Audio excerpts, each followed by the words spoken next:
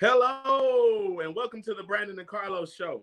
I am Brandon, and this is my co-host, Carlos. What's up, everybody?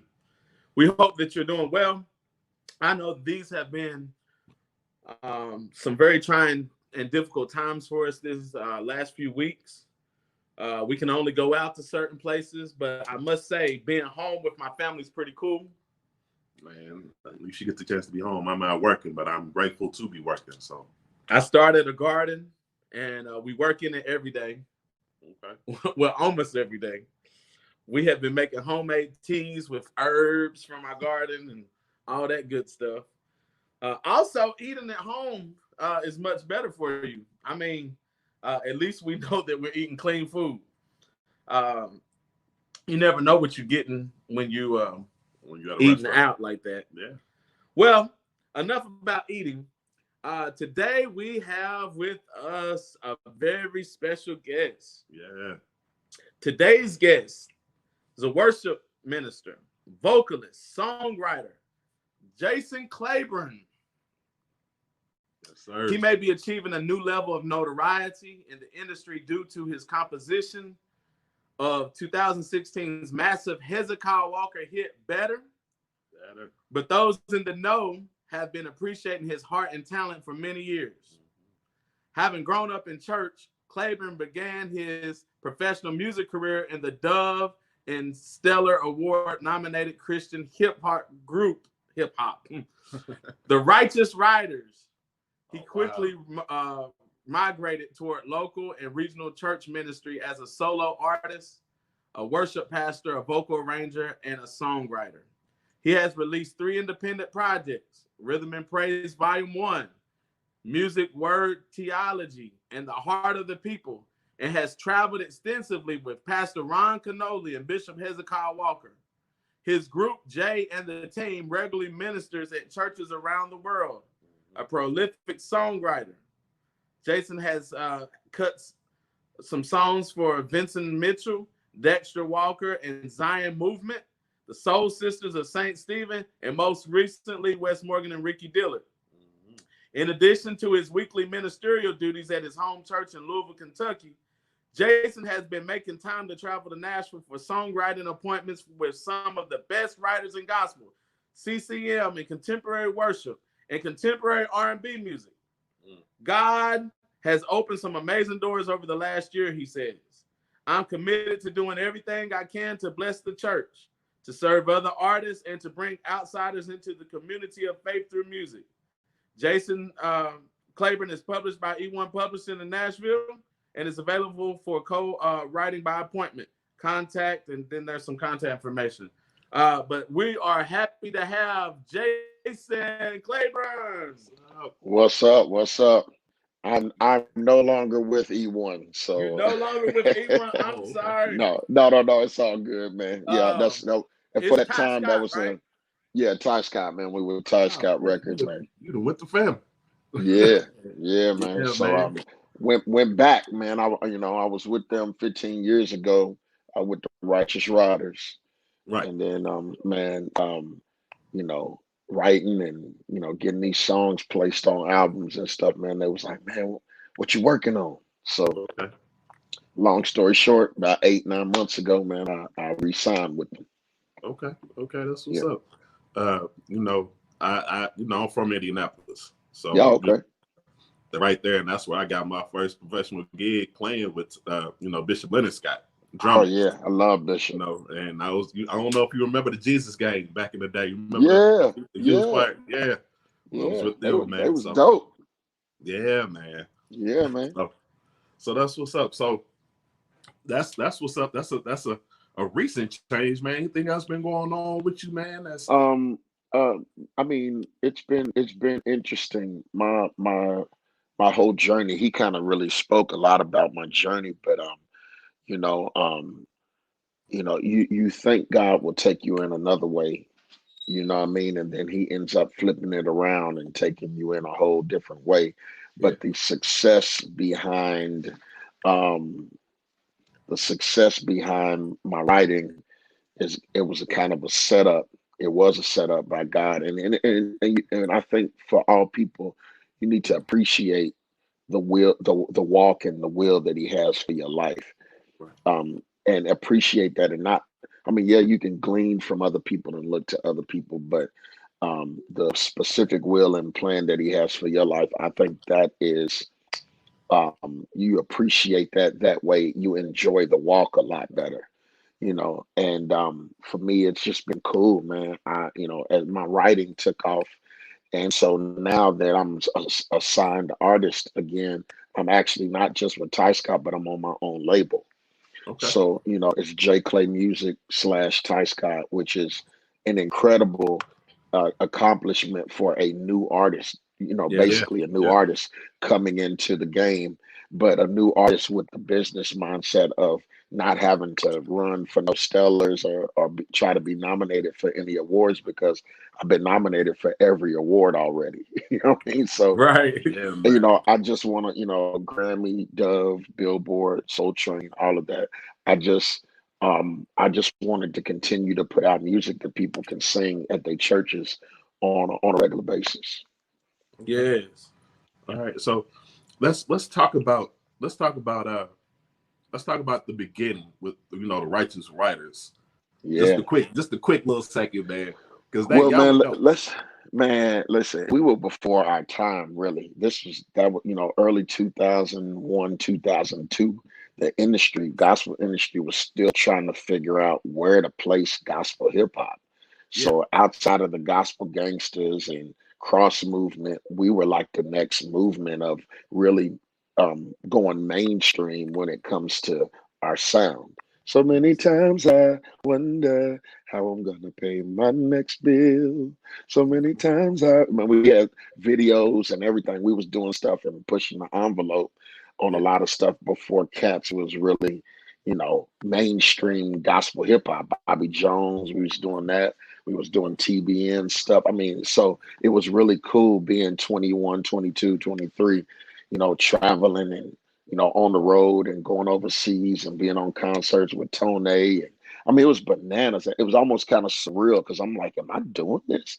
But I didn't rap. That was the cool thing about it. I was not a rapper at all.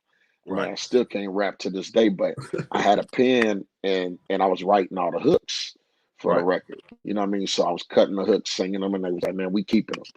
And man, it was a pivotal point in my life where it's funny because a lot of the artists that I connect back with now, when I tell them, that I used to be in that group, they was like, "Oh my God, man, we remember you from that."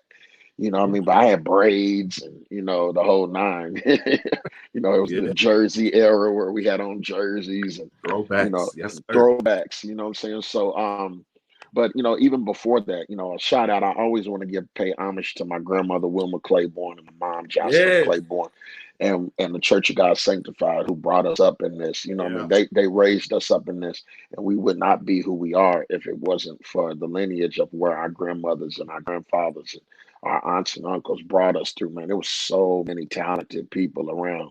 And Brandon, that's how I met Brandon. We was kids, man. Yeah. You know what I mean? And and I remember you too, Carlos. We was kids. We Yeah. were trying to figure it out. You know what I mean? We Yeah. didn't know, but the God in us knew to put us around that stable. It ain't a lot of us left that were able to experience the lineage of, you know, our great grandparents and our Right. grandparents to instill in us while we still have the relationships that we have today. So um that man, that whole Righteous Riders, and shout out to all of them, man. Blue Chip and Mm. Specialists and Logic and Knowledge, you know what I mean, and all of them, man. They still doing things in the music industry, and that was a big part of my life, man. And it gave me a lot of my stage presence. Mm. So Okay. hip hop cats, they got that, where they do this moving thing. So Right. I was one of them cats where I attached that to praise and worship. Mm. And so when people see me, it's like, man, you move like a dude that's hip hop. And I was like, man, it's just where my, and even my energy, everybody be like, man, he moved like, in the first mega church that I worked at, I wore jerseys for praise and worship. Mm. You know what I mean? That they had to really kind of tailor me into putting on a suit, because I was like, man, but it brought a whole nother regime of young adults and young people into the church. It was like, man, who's this young cat on stage? No, 24, Yeah. 23, 24, lead worship in Jersey with some braids, man. That's not normal. You know, Mhm. you don't Exactly. see that on a regular basis. So that was the start of my journey, man. And then when Righteous Rider split up, um, it kind of devastated me because I thought, well, dang, okay, well maybe that was it. You know, maybe that was my run. So I got all my brothers and sisters together and some of my friends and now my wife and her sisters. And I was like, man, I'm gonna start a group.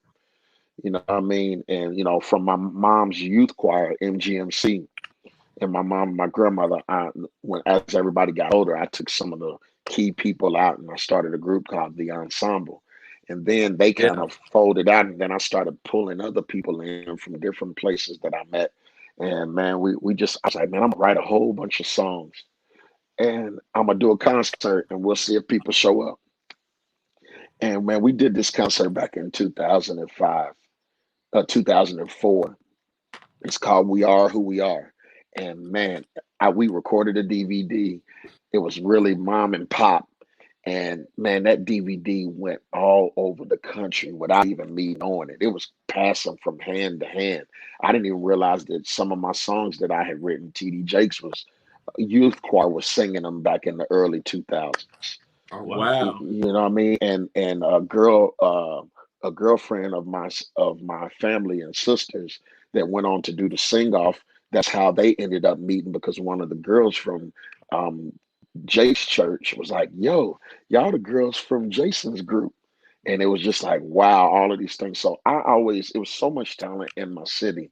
I just always told myself, man, I'm gonna put out records, man. So man, it's been a lot of out of pocket sewing for years and years and years of I'm actually the record I just finished is my fifth record. So I have four records out, and independent, and it's been crazy being independent, the success that I've had as an independent artist, but my writing has helped me, man. So that's just a little overview of what God has done in my life, man. And it's been amazing, man.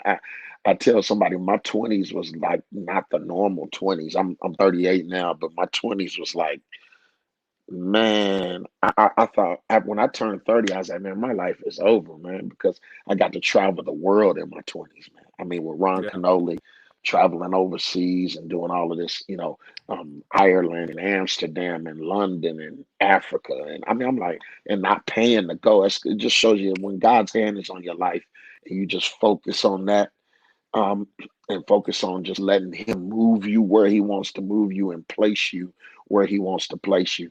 He'll do things in His time. I remember uh, my very first memory of you. We were, gosh, man, probably first, second grade, maybe even kindergarten. But my mom and daddy still have the video of your grandmama, Wilma Clayborn, making you sing, Lord, I'm available to you. Bro, you And have to give me that. I don't care if I will pay you and to get it transferred to a DVD or something. yeah, Because that stuff like that, that's just memory, yeah. and I want to show my son. My son's 6, my We daughter's 16. I want to show them this stuff, you know what I we mean? have them on Yo, VHS, and sometimes I watch them. But I brought that up because I could remember you. That's the only time I remember you being a little shy. For some reason, hmm that one particular time you were shy, and your grandmother, she was like, pushing you on the scene. But after that, let me tell you, this guy was never shy again. And it was so funny because he would always work with the youth choir, or what we call them then. I think it was the teenage group or something like that. uh-huh. Yeah. But he would come and work with us. It was him, April Fitzpatrick, Sherman Williams, Shout out to Sherman. Brandon Sherman, Alexander. yeah. Yeah, Yeah, shout out to Brandon, my cousin, man. Yeah. yeah. And but Shout out to all of them. April is like another mom. I've been knowing Gavin since I was born. Shout out to yeah, Gavin. Shout out to Sherman. I still yeah. talk to him through Facebook. Man, shout out to all of them, man. They was very, very pivotal in all of our lives, man. But see, everybody knows Jason as a singer songwriter now, but I know Jason as a drummer. Mm-hmm. Come on, see, Do you Yes, remember sir. that? Yes, listen. sir.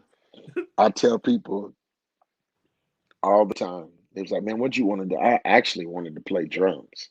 I didn't want to sing. I wanted to play drums. And it's funny now because my son is 6 and he's a beast already. Like one Wow. day I was like, man, he done left his YouTube on, and I bought him a little electric drum set.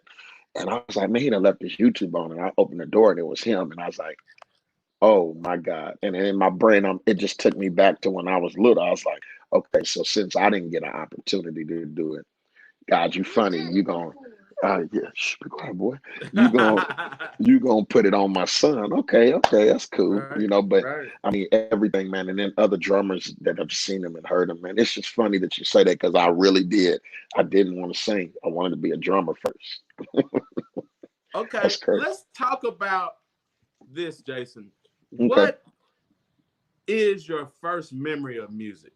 Can you take us to that place? Mm. Your very first experience, that whatever jumped up inside of you and said, man, this is what I need to do the rest of my life.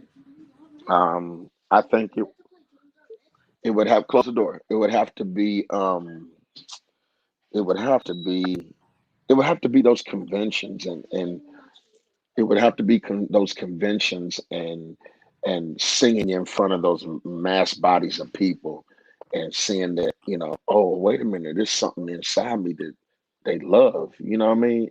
And that's a sound and an anointing on the inside of me that God has given me. And then another thing is I saw that the girls like this. So I was like, man, I think I'm gonna put these sticks down and go on and use this voice, Mhm. But I never forget that, man.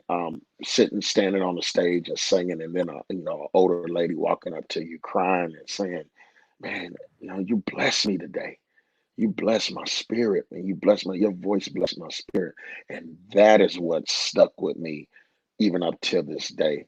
I always try to make sure that I stay in a posture of where I never focus on, the gift, but the anointing and the presence of God on the gift, because without the anointing, it's just brass and tingle and cymbal, like the word says. It's the anointing that destroys the yoke. So I've always tried to stay in a humble posture to where I can allow the Lord to, use me in whatever mode or wherever He's taking me. People be like, man, I can still call you and talk to you. I mean, why not? Jesus was like that.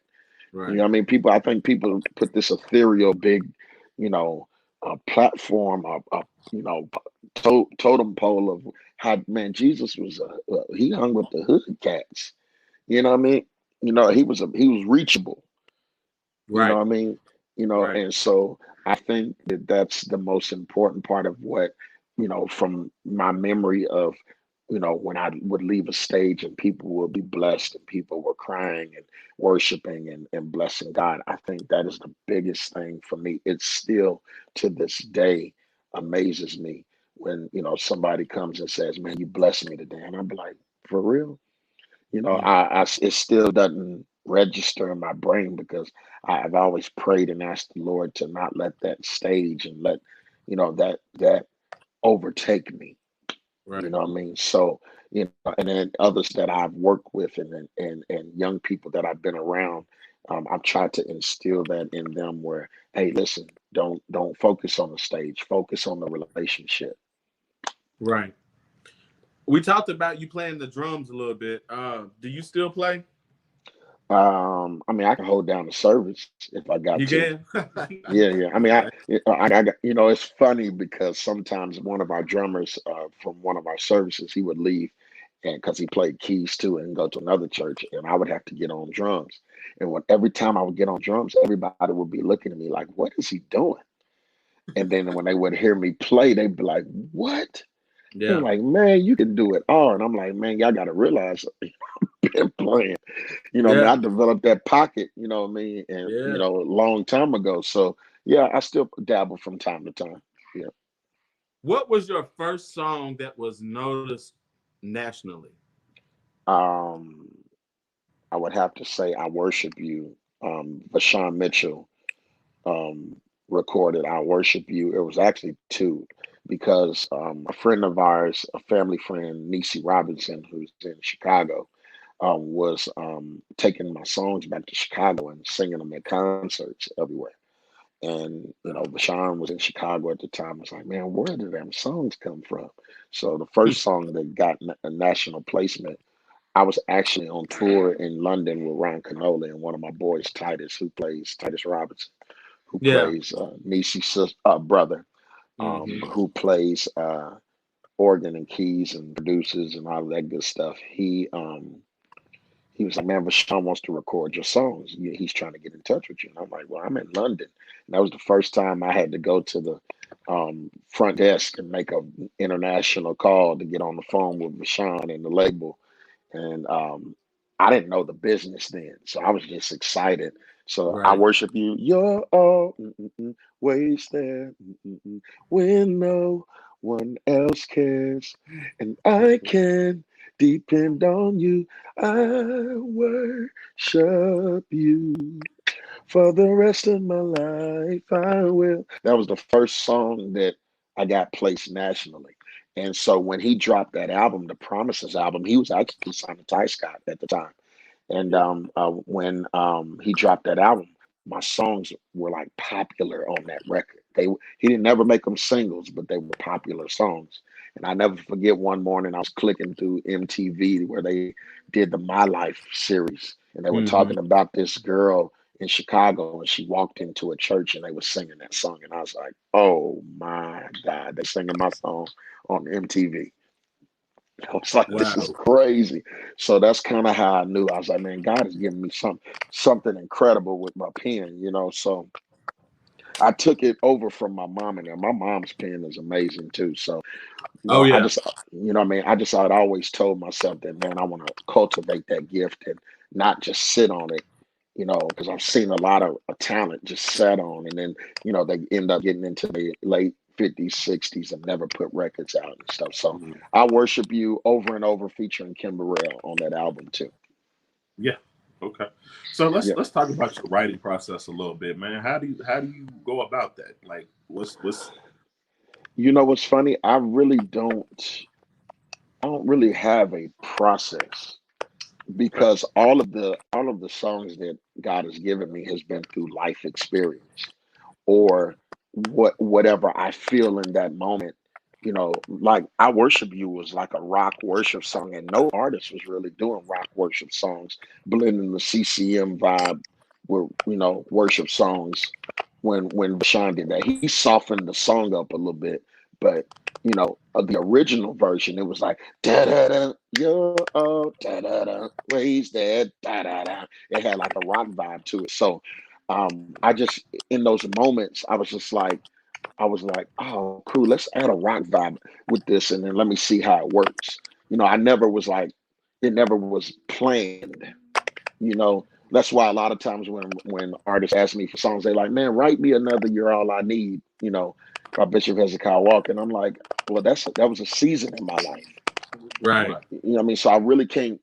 I don't really want to emulate that, but I'll write you something that kind of has that vibe. But I mean, I'm gonna write you exactly how God gives it to me, and that's one thing that I try to stay true to is the sound that God gives me, and not filter off and trying to be like everybody's trying to do this CCM vibe right now to their music, and emulate them. And it's nothing against it. I love a lot of the songs it's out, but gospel has a specific sound, Yeah. and we can't stray away from the pain and the struggle and the things that we have to go through and had to go through as Black people. That's what birthed that gospel sound. The Walter Right. Hawkins and the Andre Crouches and all of them, man. It was a different, it was what they were going through in those moments. Right. Richard Smallwood, all of them, it was the moments in their life that, kind of cultivated those songs. Right. So who are your favorite writers? Who influences Ooh, you, and not just who influences you, but who are your favorite? Like, let's okay. Let's be more specific. Let's take okay. it from old school to new school. Like, what's cats that's doing it now versus cats like you mentioned. The Ron Canolis who we all grew up with, Yeah. the Walter Hawkins and them. So let's do old school and new school to Okay. make it Old kind of school. easy. Writers. I'd have to say, because John P. Key is a writer. Yeah, You know what I mean? yeah, He's not just a singer. Of course, he's my vocal mentor, but um, writer. He was a writer. Donald Lawrence, of course. yeah. James Hall. You know what I mean? I'm trying to think. Richard Smallwood, of course. Writers. Now, um, oh, of course, Kirk Franklin. I can't forget. I'm an Yeah, early Kirk. I'm an early Kirk fan. me too. Let me make I mean, I sure that love that's. everything he I does, love but that everything Kirk he's is the done, but I'm an early Kirk. I think the last album that really got me with Kirk was maybe that Fight of My Life album. That's when I really kind of after that album. I mean, I still listen to everything he put out, but as far as the writing and the authenticity of the sound, I would have to say the early Kirk is me. But writing of definitely Kirk Franklin, definitely. mm, And then I come to find out later, Myron Butler was the pen behind a yeah. lot of that stuff too. I think he's very So underrated. yeah, now, hmm, I don't know. I mean, there's a lot of dope cats out right now. Jabari Johnson, Chandler Moore, but my era, you know, is like, oh, another writers now. Let me go back. Anthony Brown, he's a beast writer. He's a brother of mine. Jonathan Nelson, who I think is super underrated. And Yeah, I think people forgot how dope he was. There was albums that Jonathan Nelson put out a couple albums ago that should have been nominated for every award. man, listen, That I mean that he had a black and white leather jacket on the front of that album. That album had hits from top to bottom. man, that's I like my think favorite album of his. So I'm listen, I right there think the with world slept on that record. So Jonathan Nelson, an incredible writer, and these are all friends of mine. Vashawn, of course, Vashawn. Let me tell you what people like the Vashawn Mitchell now, but if you go back to them Bishop Larry Trotter records, Vashawn's pen was ignorant. you. Uh-oh. I mean, he had a lot of Hmm. smashes on them records. So, but this new age, I'm still trying to find who is dope as far as a writer is concerned. I know Chandler Moore's a beast. He writes, um, but I don't really have a lot of. I still listen to old stuff. I still listen to God's Property. I still listen to Natalie Wilson and SOP. You know what I mean? I just think our sound has gotten watered down, and everybody's trying to go mainstream instead of staying true to the gospel sound. To me, Talk about that a little bit more, man. Go on a little bit more in depth about what you mean by watered down and losing our sound. Because I I'm finding a lot of people are saying the same thing. So, yeah, I think if you look and let me start with this, and people are probably gonna go crazy, but I'm a studier of our industry. So before I got signed, I've always studied and listened and tried to learn everything so that I could be knowledgeable. When you go back to the Thomas Dorsey's and the journey when he wrote Precious Lord, and his wife died, his kid, one of his kids died. I mean, it's a lot of pain and struggle in our music. What the Clark sisters had to go through, what Albertina Walker and the Caravans and Shirley Caesar. I mean, and mm-hmm. all of them had to go through in the early days to get to where they are now. Right. Um, I think it's easy for our other counterparts in you know the CCM market to talk about deers and water brooks and forests full of trees, and steaks and eating the good of the land because they grew up in that. What I mean? As far as black people are concerned, we had to go through it. They don't understand.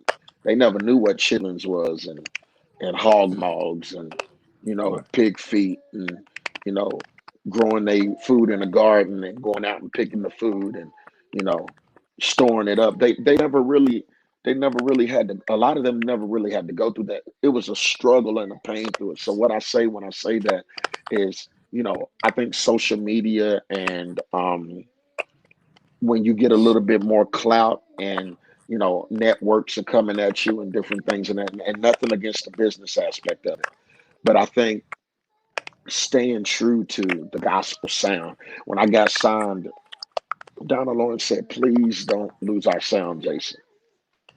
And I took heed to that because I'm like, okay, so there's a sound that God has given us. in gospel music, and people love it. When I started writing with CCM writers, they wanted what was in me and Right. what God placed in me. They wasn't concerned about me trying to write like them. You know what I mean? So we just can't stray away from our sound and water down our sound and try to be like them. We've always had worship music, but it was our vibe. It was black gospel vibe. It wasn't, you know, it wasn't us trying to be them to me. You know what I mean? And I don't care what nobody says, that's what we do, because we wasn't thinking about the screens in our churches and the smoke and the lights and all of that. We were just coming to church to have church. Right. You know what I mean? And praise our way through our problems, our issues, and our struggles. You know what I'm So saying? let me ask you this: what do you think contributed to us losing or starting to lose our sound, and where it's being watered down? What do you think contributed to that? I think looking at other churches and other things and wanting what they have. You know what I mean? And even though you want, it's good to learn from people. I'm not saying that, because I mean, my church, we ended up getting screens and stuff too. Do we utilize them like we should? No, because my my pastor, he's a little bit more old school, but the look of it looks good. And I think we got to the fact of what it looks like Okay. and not the presence behind it. And and we've started trying to emulate what that sounds like, instead of staying true to the sound that God has given us. You know what I mean? hmm So how do you think we should rectify it, or like what's the beginning steps? Like how do you think we I can I, do that? I don't, because we're not. I mean, we've already created a movement of our own. I mean, with All Nations and other worship. Cats that are building. Maverick Worship, and there's a dope worship team called Cross Worship out of Cincinnati. My boy Troy Cole birthed that. So I don't think we're going to get away from that vibe and that worship. I'm not saying getting away from what we're doing. I'm just saying keeping our vibe on it. You know what I mean? And making sure that it has our vibe. I'm not saying, and I'm not downing nothing that's going on. Let me just make that clear. I'm just saying I feel like that we got to make sure that we continue to stay authentic to this, hmm and our vibe of not forgetting, and the world will more overly appreciate it if we stay true to who we are. Facts. Now to the question I've been dying to ask you. I probably should have asked you this years ago, but what is it like working beside Bishop Hezekiah Walker? Genius, um, a real man of God. Um, and this is me talking behind the scenes. I could say this because I've been on the road with him for the last almost 10 years. Um, he took me fresh out, and was like, "Man, you got a gift. I'm gonna bring you on the road. I'm gonna teach." And every time I'm around him, God always made moments for me to be around him when he was handling business or working. And he's a very smart businessman. He really loves people. Um, he's genuine. I've seen him stop and talk to, and take pictures with everybody. Um, he's a great man of God, man. And he knows a good Sunday morning song. He knows. I never forget when I sent him "You're All I Need." It took me 4 or 5 times to get it to him, and the drummer Jeff Leslie actually was sat him down and was like, "You need to listen to your godson song. It's a smash." And the week of the recording, the band learned the music. They didn't. The night of the recording, they just played the music. Nobody had heard the song yet. Oh, And so Donald Lawrence singers and some of his singers went in the studio, cut it, and nobody had heard the song until the record came out. wow. So the Sold Out album came out, and Sold Out was on the radio, but for some reason, "You're All I Need" was being played on the radio just as much as Sold Out. Then they dropped "God Favor Me." Yeah. You know what I mean? But I was still getting checks. Like Yeah. my publishing checks was bananas, and I was like, how am I getting? I just got it's track 9 on the album.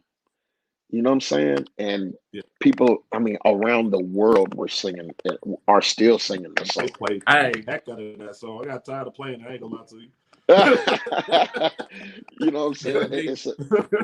we, It's a staple for the last 10 years, and that's what I'm yeah, saying. That's a worship tune. You know what I Right. mean? A praise tune. You know, and I tried to make sure that I kept true to the sound of who we are and who we are as Black folks.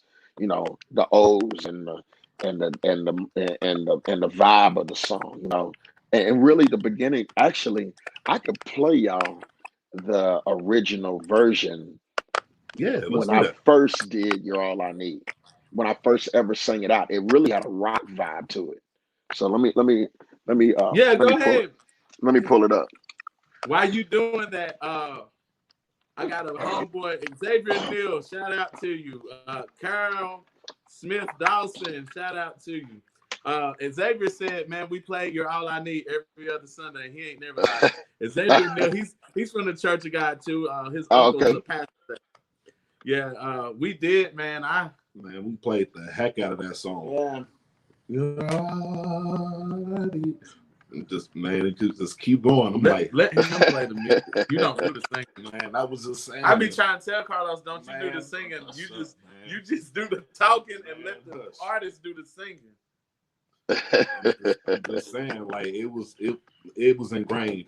Like we just Yeah, knew man. what of the songs that we was gonna do. Period. There was no Man. getting around So, it. and you know what? You know what's crazy? But Like, that's how you know you got a great song, man. When people don't want to put it down. yeah, bro. Like, and it was bananas because I was trying to figure out. I was like, man, why is everybody? You know, I mean, the songs they keep singing the song. So this is the first time we did it. Okay, hold on. Wait a minute.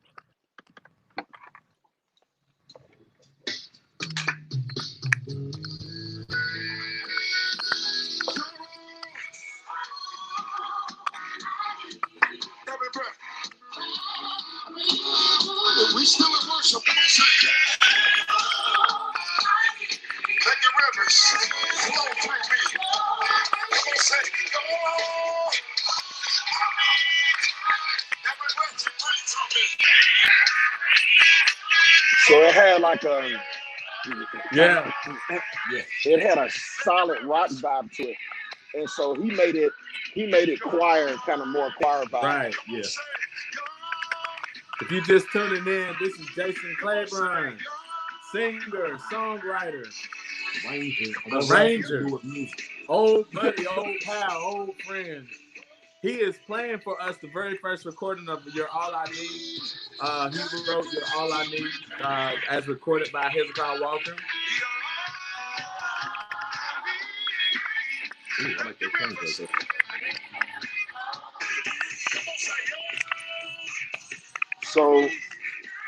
So yeah, it had a rock vibe to it. You know what I mean? A lot of the songs that I've given the artists, they've kind of watered them down a little bit and made them, you know. But I mean, everybody, and that's me as a writer. I just have always told myself that I would never not say, no, you can't change my song. No, I Yeah. wanted everybody to make sure that it fits their ministry. And even if they had to change a line in it to fit where they are in their life to make it fit them, I was cool with it. Hey man, so would you be opposed to do an album of your stuff that you've given everybody else the original way it was meant to do? Because I think that would be pretty dope. You know If what? they could hear the Somebody has original. already said that. Somebody's already said that. Like they was like, man, you should do the original better. You should do the original. I survived it, Yeah. and do them. I was like, well, that would be something cool. I'm really actually on my next album. I'm going to do probably about 3 or 4 of the original versions. All right, bet because that Yeah, would be dope.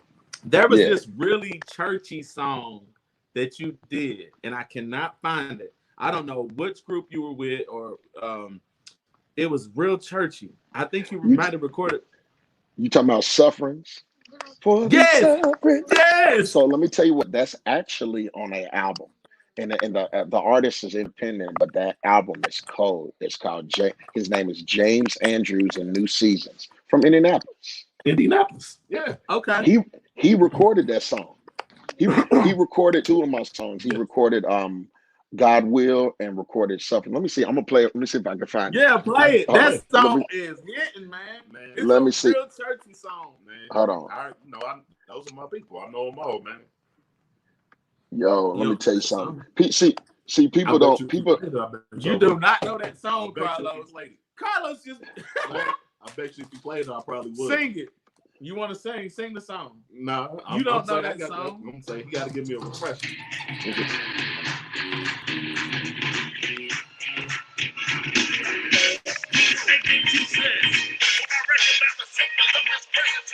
That sounds real familiar.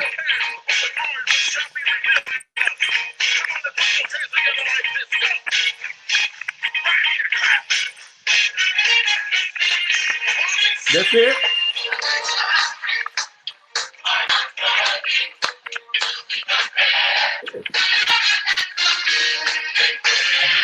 See, people don't know that churchy side of me, Doc. That's still in there. But you see, I called it out. Uh-huh. See, I didn't know that was you. Okay. Yeah.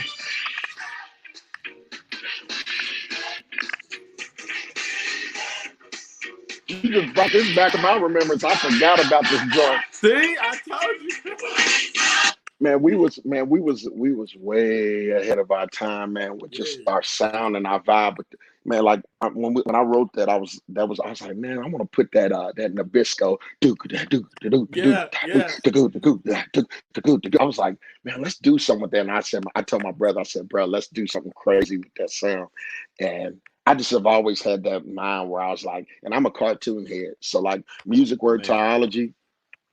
If you go back, I can tell you, if you pick songs off there, I can tell you what cartoon, what movie I was watching at the time, because I took vibes from cartoons, movies, and TV shows to do that album.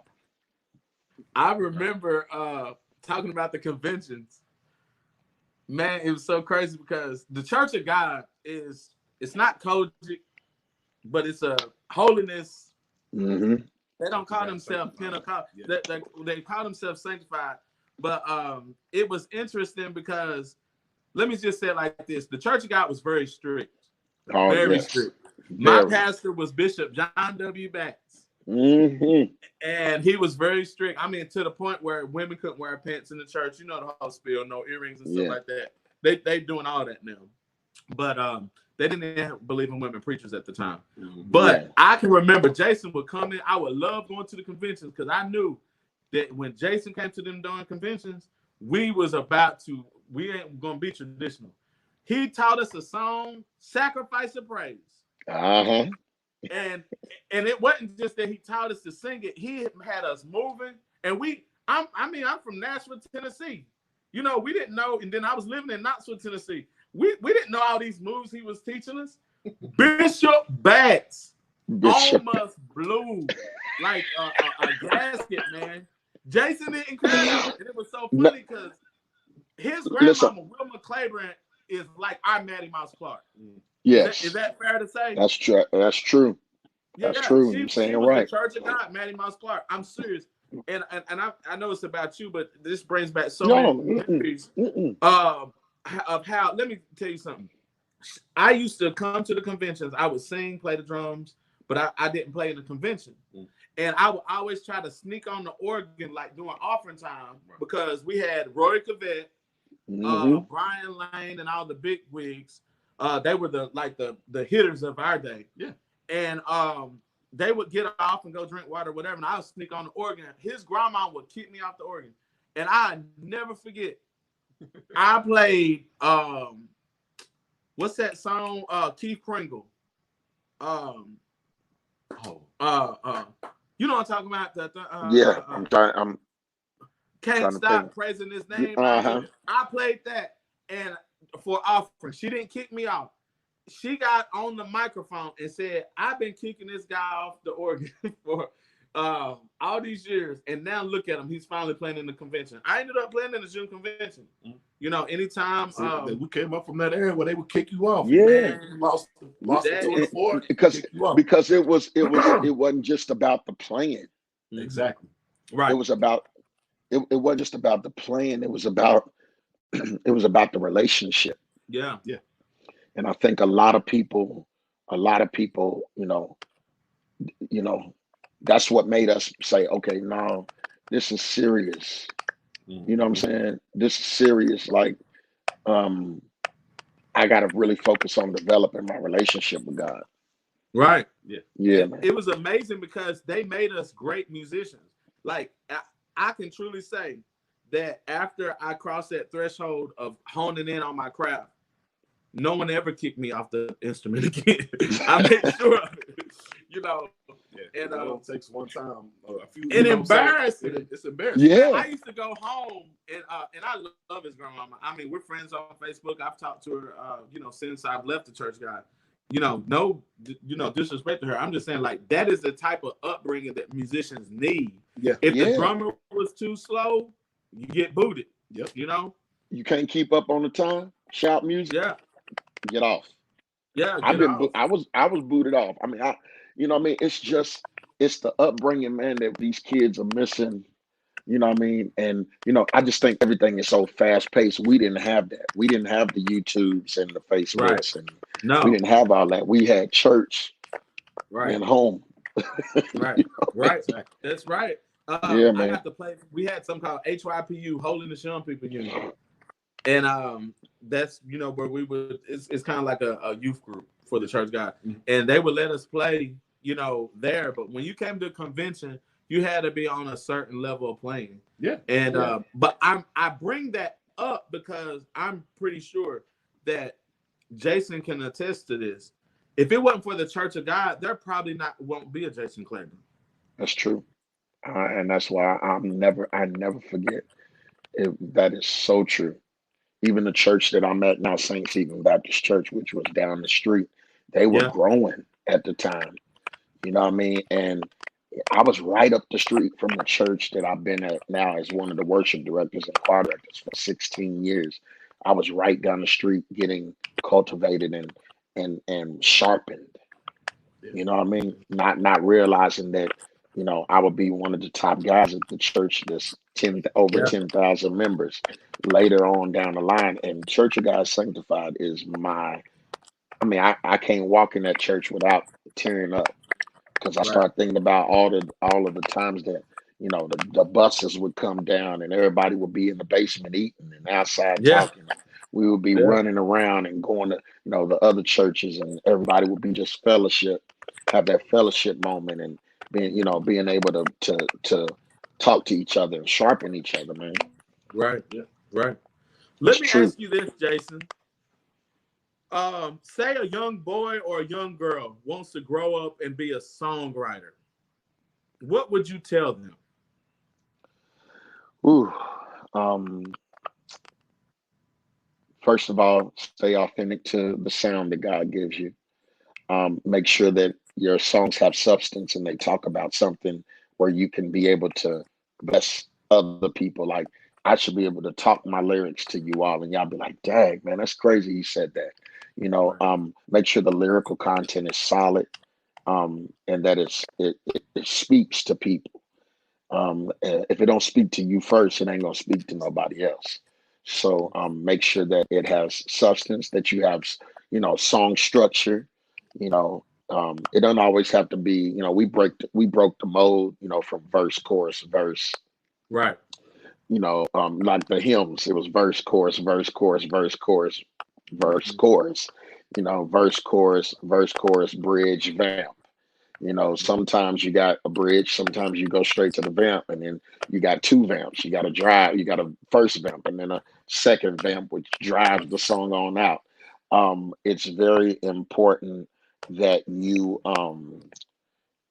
just have a solid structure. And then now with technology, just stay up on your technology and make sure you know that you looking at people and finding people that you can sharpen and that you can sharpen with other people. Is like I'm cool thing about me that people don't know is I engineer my sessions when I do writing. So, mm, I run Pro Tools. I cut the click track on sometimes without a keyboard player and cut the vocals and then send the songs out. You know what I mean? So make sure that you have a lot of that you're able to be a weapon in different areas. So, and then learn as much as you can. Everything's on YouTube. You know, Yeah. everything's in, you know, in the books. Learn, man, learn the business and learn what the publishing and the writer splits are and what that looks like, so that, you know, as you're writing these songs and they get in place, you know, your gift, like the word says, your gift will make room for you, you know, that you can get a check. Yeah. You That's know what I mean? right. I'm just being 100, that you Yeah. can make this a business for you.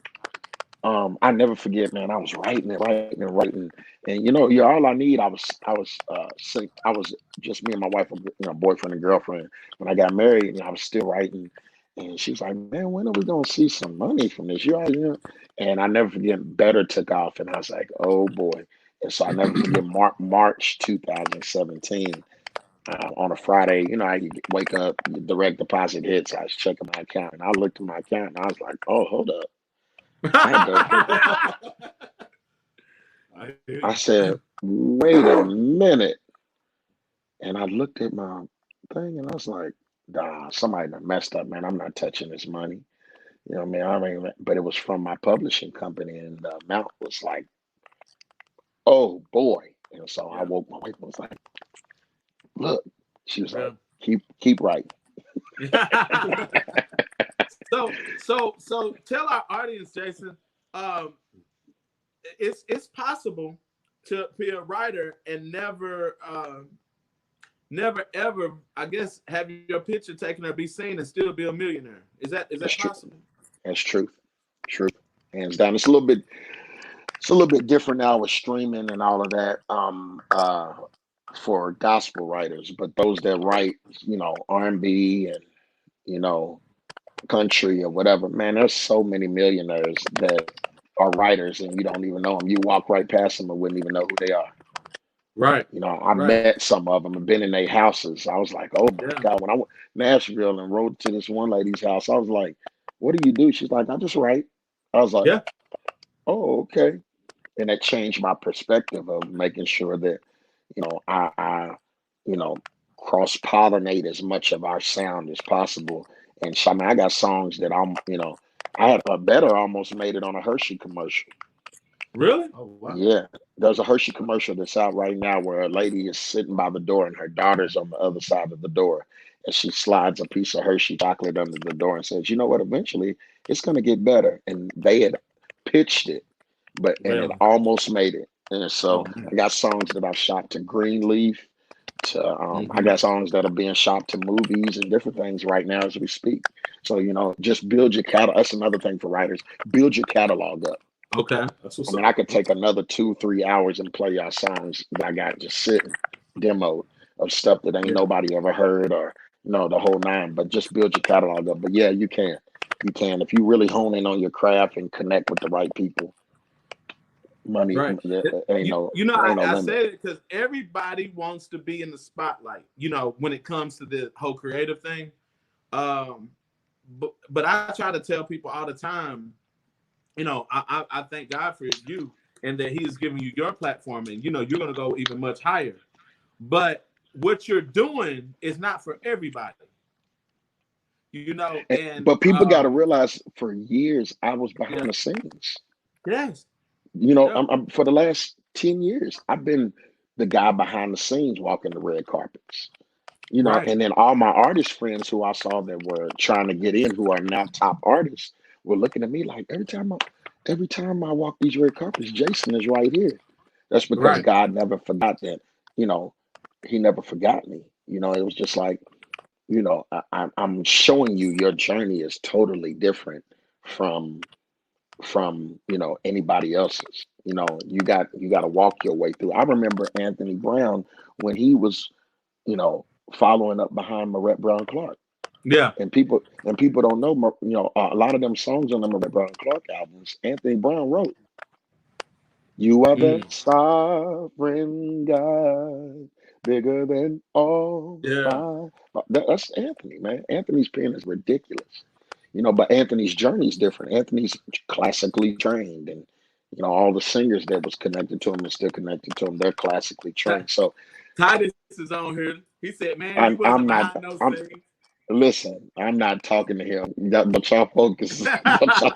Don't y'all talk to him. He's crazy. I love Titus, man. Shout out to my Yeah, brother who challenges even me till this day. You know what I mean? yeah, Challenge me even till this day, man. I love that brother. And he's one of them. He's one of them that, man, if you look up the credits of a lot of these songs that are on the record and see who's on organ or who's produced, my brother, man. Shout out to him yeah. big time. Yes, sir. Yeah. Um, what's next? Um, so it's Ty Scott really kind of made me go back to my roots. Um, Choir music is what I grew up on and what we grew up on. So I I just finished the choir album, whole album, man. I mean, it's got Really? some yeah, a whole choir album. So my choir right now is called the Atmosphere Changers. It is a group of young people that came out of my youth choir from church after it had gotten real big and then dwindled down, and they still wanted Right. to sing. So every time they would sing, man, they would change the atmosphere of the room. So um, Okay. I got you. that's what I named them, the Atmosphere Changers. So it's about 20, 25 of them that are just amazing, talented young adults. And we finished the choir album in January. It's at the label now, so we're just waiting on them to drop it.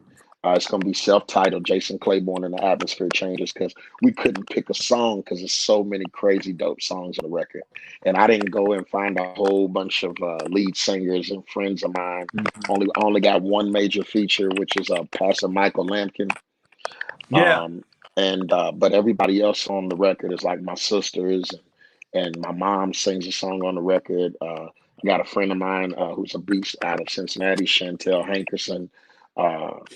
Some people from here, Daria Raymore, my baby sister, well, my oldest baby sister, and Jarrell, my boy Brian Bosley, who is another writer that moved from Virginia to here, West Virginia, to here. And he's amazing. He's amazing. He's amazing writer. And so that's another thing I'm working on is us collabing in the gospel industry more, Yeah. collabing as writers and all of that. At CCM, that's why they all rich, because they not scared to collab. Um, Right.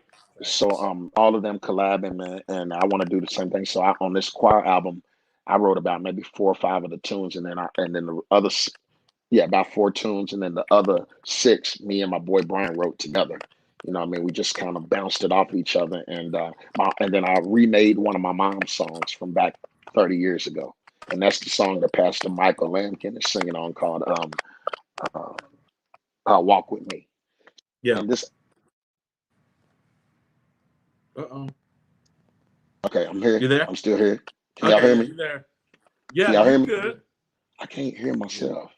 Um, so this album is just I want to bring back that '90s feel, that Yeah. that uh, God's Property, Natalie Wilson, you Yeah. know, that young adult feel that I feel like is missing in the industry right now.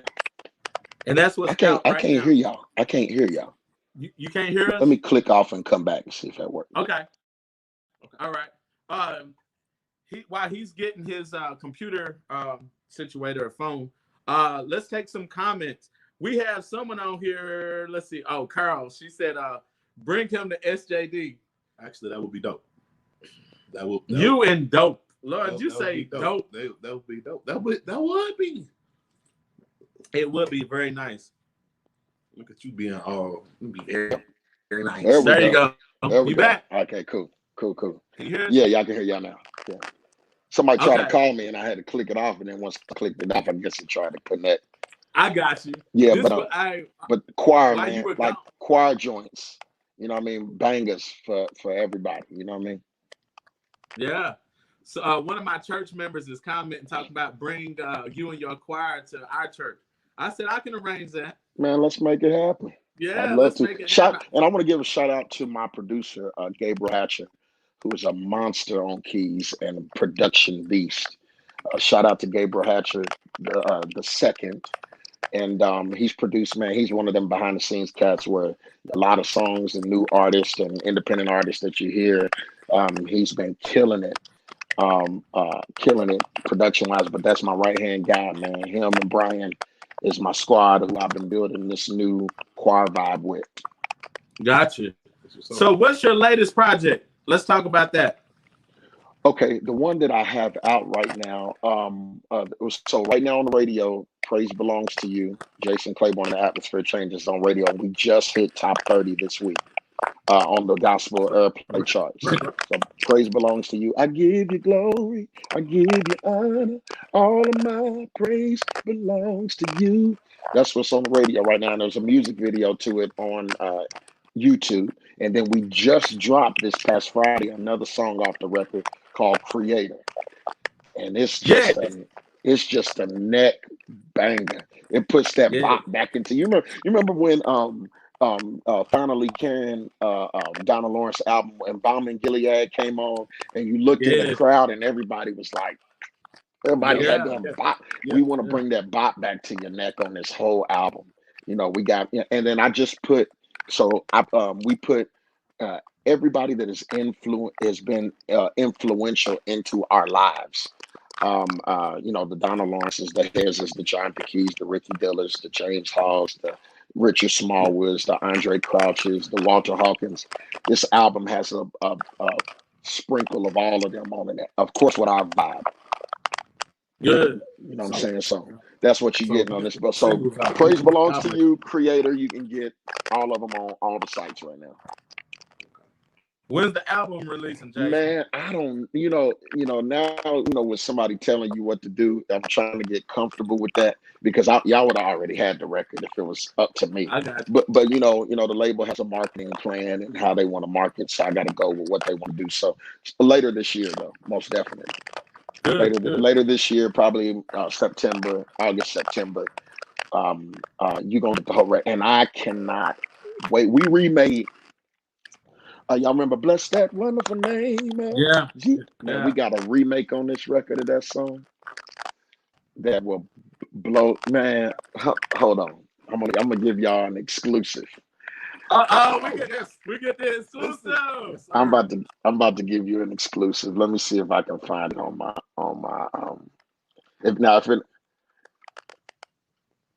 let's see.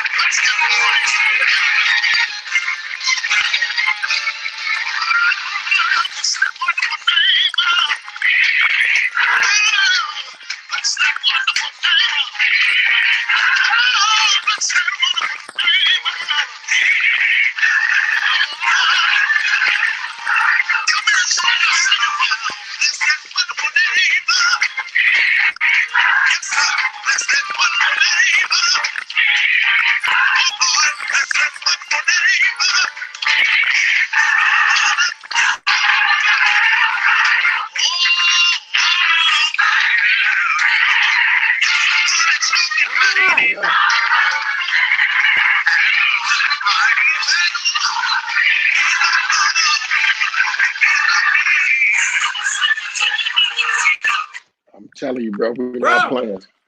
We're not playing. We not. Our time is almost spent. Okay, cool. We got to talk about one last thing. Okay. Bishop Walker's your goddaddy. Yeah. And I know John P. Kill your uncle. But they battling this Sunday on Instagram. Listen, this is it's going to be Sunday, April the 26th, 7 p.m. Eastern Standard Time. It's going to be on Instagram Live. This is so classic. I mean, it was hard for me to pick because they have both been major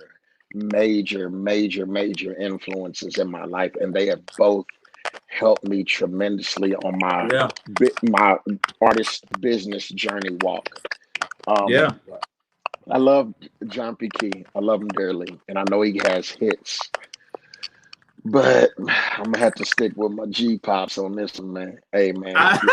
I mean, I can name. Let me see if I can name 10 smashes, and that's not even including the songs that I've done for him. Christ did it all. Jesus is my help. 99 and a half won't do. Any way you bless me. Second chance. Come home. Yeah. I'll make it. Uh, um, uh, all right. Oh, that's I'll make it. Yeah.